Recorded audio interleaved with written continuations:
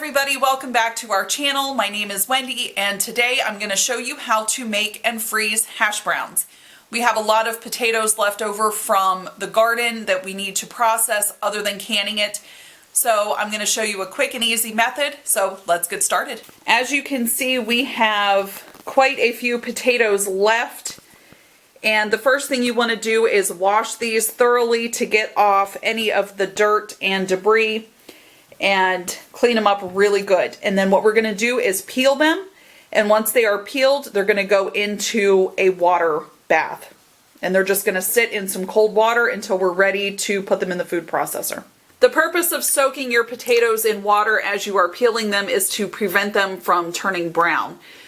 So as these soak, go ahead and prepare your food processor and put the attachment on to slice these into fine pieces, just like you would zucchini bread.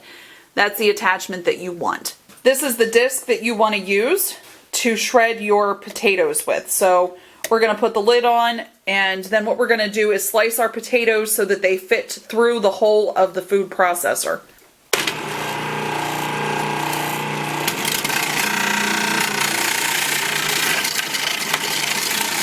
You can see down in the bottom how it is shredding it nicely, and we're going to continue this until all of our potatoes are shredded. Once you have a full container of hash browns done, you want to put them into another bowl of cold water and lemon juice.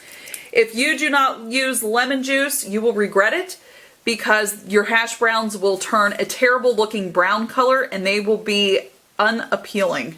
Once you have processed all of your hash browns, what we're going to do, we're not going to rinse the lemon juice off of this. We're just going to put it into our strainer and then squeeze all of the liquid out. So let's get to squeezing. Once your bag is full, I don't fill them 100% to the top.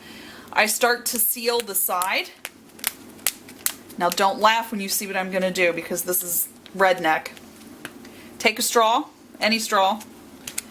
Slip it down into a corner of the bag, like that. Okay, you guys, you ready? Suck all the air out. And don't inhale a hash brown.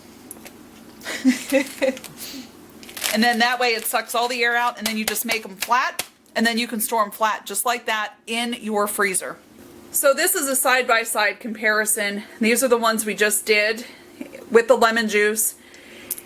These ones are the ones that we did last year that we did not use the lemon juice in, and you can see how gray and brown and gross colored they got.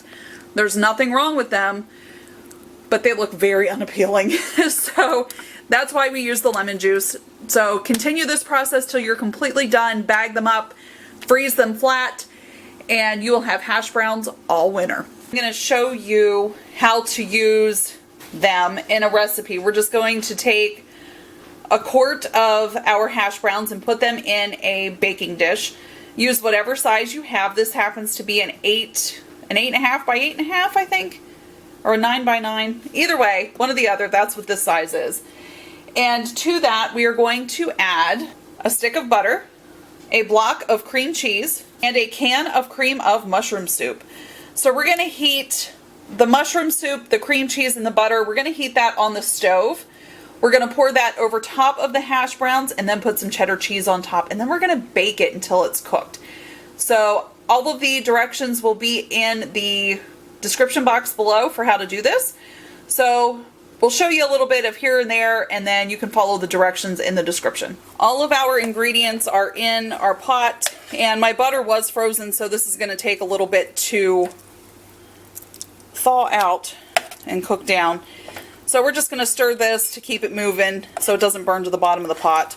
And then to this we're going to add a couple turns of our salt shaker, pepper shaker, and then a little bit of onion and garlic powder to this. I don't have exact measurements, guys. It's just shake in what you think you like. Alright, so we opted for a longer pan because I didn't want the cheese to bubble over in the oven. So once your mixture is completely done, it'll look like that.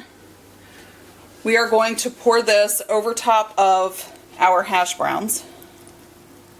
And guys, when you're doing hash browns or potatoes, it's always a good idea to have a second set of hands with you because it'll make it go so much quicker.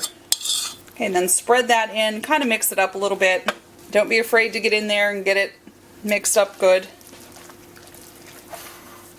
And then what we're going to do is we're going to set our oven temp to 350 and let it get up to temperature.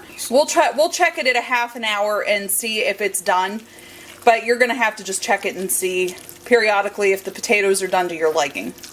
Alright, so our potatoes have been in the oven for 15 minutes, and now we're going to add some cheddar cheese, and then we're just going to sprinkle this right on top. Alright, and then we're going to let this continue to bake for another 15 minutes at 350. Alright guys, I think I let these cook just a little bit too long, but they are done. It took about 45 minutes in total. These hash browns are good as a side dish. They're good for potlucks, church functions, and even what we in Southern PA call funeral dinners. So they are excellent, and they do store for a couple days in the fridge if you don't eat all of them right away. So give them a try. I hope you try to make your own hash browns at home because it is super easy. And I will have recipes on down the line as how to make different things with them. And thank you for watching. Give me a thumbs up and subscribe to our channel. Have a great day.